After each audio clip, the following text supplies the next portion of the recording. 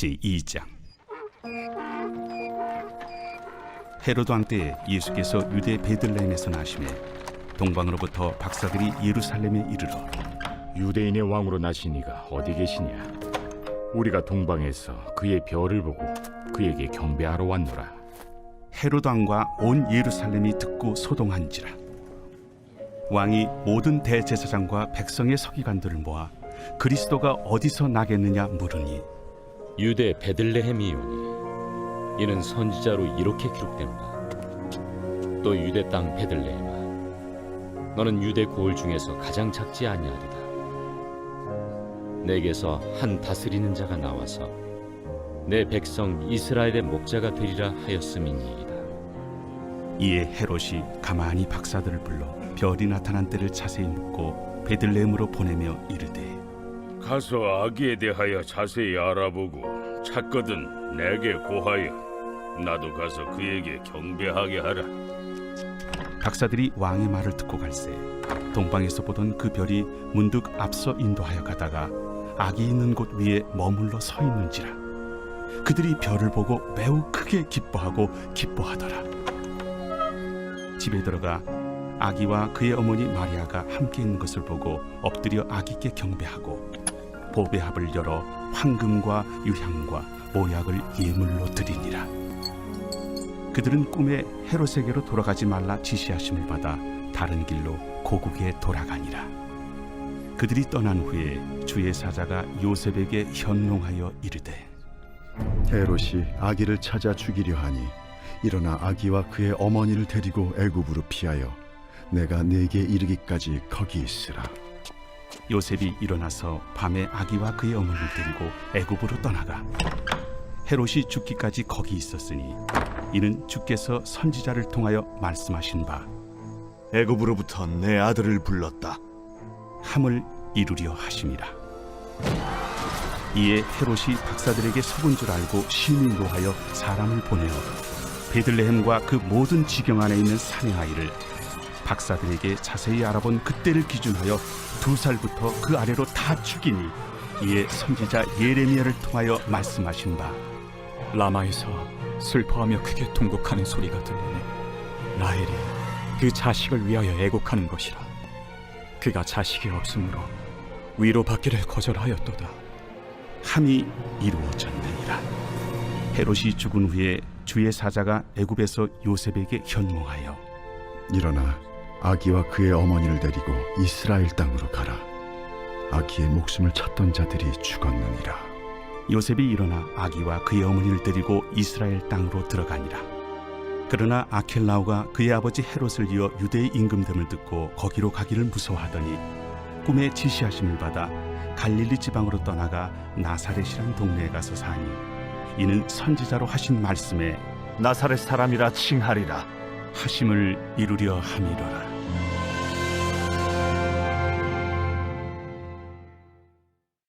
오늘 우리에게 주시는 하나님 말씀은 마태복음 2장의 말씀입니다.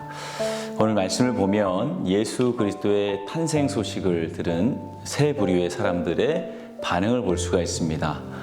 먼저 한 부류는 헤롯 왕입니다. 그런 동방 박사들로부터 유대인의 왕이 났다는 소식을 전해 듣고 놀라며 또 그를 죽이려는 음모를 꾸몄습니다.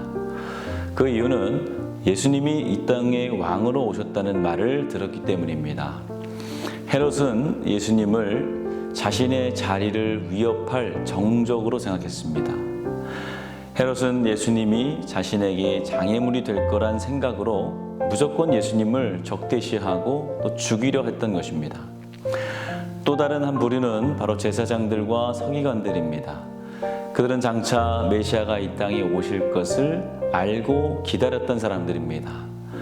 헤롯이 그들에게 메시아의 탄생에 대해서 물었을 때에 예언에 대해서 정확히 알고 있었고 대답해 주었다는 것을 우리가 볼 수 있습니다. 그러나 정작 메시아가 이 땅에 왔음에도 그들은 알아채지 못했습니다. 결국 예수님을 십자가에 못 박은 장본인들이 되어버렸죠. 왜냐하면 메시아에 대한 지식은 있었지만 예수님은 자신들의 생각과는 너무나도 다른 모습으로 오셨고 또 행보를 보이셨기 때문입니다. 그리고 마지막으로 동방 박사들이 있었습니다. 이들은 메시아에 대해서 전혀 아는 바가 없었습니다. 이들은 하늘의 별을 보고 이스라엘의 왕이 태어났음을 알았습니다. 그리고 그 왕을 경배하기 위해서 하늘의 별을 따라 먼 길을 찾아왔습니다. 그리고는 가장 크게 기뻐하며 자신들이 준비한 최고의 예물을 드렸던 것입니다. 그렇다면 과연 이들 가운데 누가 하나님의 은혜를 입은 자들이겠습니까? 그것은 바로 누가 봐도 예수님의 나심을 진심으로 기뻐하고 또 그들을 하나님을 경배하고 예수님을 경배하고 주님께 자신들의 보화를 드린 동방 박사들일 것입니다. 이처럼 은혜는 말씀을 지식적으로 아는 것에 그치는 것이 아니라 그 말씀이 나에게 기쁨으로 다가왔을 때에 이루어지는 것입니다. 오늘날에도 말씀을 대할 때에 다양한 반응들을 볼 수가 있습니다. 헤롯과 같이 마음이 강팍하여 말씀을 들을 때 오히려 분노하거나 반박하고 비판하는 사람들이 있습니다. 또 제사장들과 서기관들처럼 말씀을 들을 때에 다 아는 말씀이고 식상하고 지루한 말씀으로 듣는 사람이 있습니다. 그러나 왕의 나심을 기뻐하고 먼 길을 찾아온 동방 박사들처럼 늘 말씀을 갈망하고 또 말씀을 듣는 것이 값진 보화보다 더 귀하다고 생각하는 사람들이 있습니다. 우리는 헤롯과 같은 또 제사장과 서기관과 같은 사람이 되어서는 안 됩니다. 그들은 구원의 은혜를 입지 못한 사람들입니다. 은혜가 없는 사람은 생명 없는 사람입니다. 그러므로 자신뿐만 아니라 다른 이들도 죽음에 이르게 합니다. 오늘 본문에서 헤롯은 동방 박사에게 속은 것을 알고 어떻게 행동합니까? 비슷한 시기에 태어난 어린 사내 아이들을 모두 죽이라고 명령합니다. 헤롯의 명령에 따라 군대가 지나간 곳마다 죽음이 있었습니다. 은혜가 없는 제사장과 서기관들이 있는 곳도 마찬가지였습니다. 가늠하다 잡혀온 여인들을 율법에 따라 돌로 쳐 죽이려고 혈안이 되어 있는 그들의 모습 속에서 은혜는 찾아볼 수가 없습니다. 이처럼 은혜가 없는 사람은 십자가의 용서를 모르고 긍휼을 모르므로 오로지 자신의 유익을 위해서 남을 죽이고 망하게 해야 자신이 산다고 생각합니다. 반면 우리 예수님은 어떻습니까? 당시 서슬퍼렀던 로마의 압제 앞에서 단 한 번도 그들에게 대항하거나 폭력을 사용하지 않으셨습니다. 자신을 십자가에 못 박으라고 소리치는 자들 앞에서도 어떠한 변명이나 항변을 하지 않으셨습니다. 심지어는 십자가 위에서 자신을 못 박고 창으로 찌르는 병사들을 위해서 하나님께 용서를 구하였습니다. 그리고 십자가에서 물과 피를 다 쏟으시고 끝까지 십자가를 참고 인내하심으로 하나님의 명령인 구원의 사역을 다 이루어 드린 것입니다. 이것이 하나님이 예수님을 통해 우리에게 알려주시는 진정한 은혜이며 사랑인 것입니다. 사랑하는 성도 여러분, 우리가 예수님을 따라 사는 제자들이라면 예수님의 말씀을 듣고 기뻐할 수 있어야 됩니다. 그분이 십자가를 지신 것처럼 우리도 주님의 십자가를 지고 그분을 따라야 됩니다. 주님이 서로 사랑하라고 하신 말씀을 이런저런 이유를 들어가며 지키지 않는 사람은 은혜 입은 사람이 아닙니다. 내가 가진 것을 값없이 가난한 자들과 나누러 가신 말씀을 듣기 싫다면 그 역시 은혜 입은 사람이 아닌 것입니다. 오늘 저희 여러분들에게 주님이 말씀을 하십니다. 말씀을 듣는 각 사람들의 마음 속에서 성령께서 각자 역사하고 계십니다. 때로는 그 말씀이 듣기 싫고 반박하고 싶을 수도 있지만 내 마음에 들리는 대로, 내 마음에 감동이 되는 대로 믿고 행하시는 저와 여러분들 되시길 바랍니다. 주님께서 우리에게 값진 보화보다 더 귀한 생명과 평안을 허락해 주실 것입니다.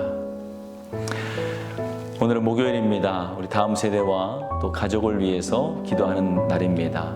아이들이 예배의 자리를 떠나지 않게 해달라고, 또 다음 세대가 세상의 죄에 물들지 않고 믿음으로 자라나게 해달라고, 또 가정의 예배가 회복될 수 있도록 함께 기도해 주시기 바랍니다.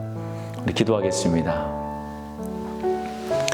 좋으신 아버지 하나님, 은혜와 사랑을 감사합니다. 오늘도 주의 은혜 가운데 살아가게 하여 주시며, 특별히 주의 말씀을 듣고 그 말씀을 기쁨으로 받게 하시며, 그 주의 말씀을 지켜 행함으로 복된 삶을 살아가는 성도들 되게 하여 주심을 감사합니다. 주신 말씀 어떤 말씀이든지 그것이 나에게 꼭 필요한 말씀이요 하나님께서 주시는 말씀임을 기억하며 믿고 순종하고 지킴으로 주님께 다 복받는 성도들 되게 하여 주시옵소서. 아버지 하나님, 특별히 세우신 교회와 가정마다 주님께서 함께하여 주시며 또한 다음 세대들 주여 기억하여 주시옵소서. 우리 다음 세대들 어디에 있든지 말씀의 자리, 기도의 자리 떠나게 하지 않게 하여 주시며 세상의 악한 세상에 물들지 아니하고 주의 말씀으로만 살아가는 우리 아이들 되게 하여 주시옵소서.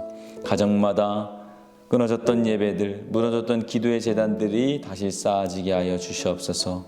세우신 교회 가운데 하나님 은혜를 내려 주시어서 우리 성도들 늘 세상 속에서 빛과 소금의 사명을 잘 감당케 하여 주시며 선교의 길이 열릴 수 있도록 도와주시옵소서.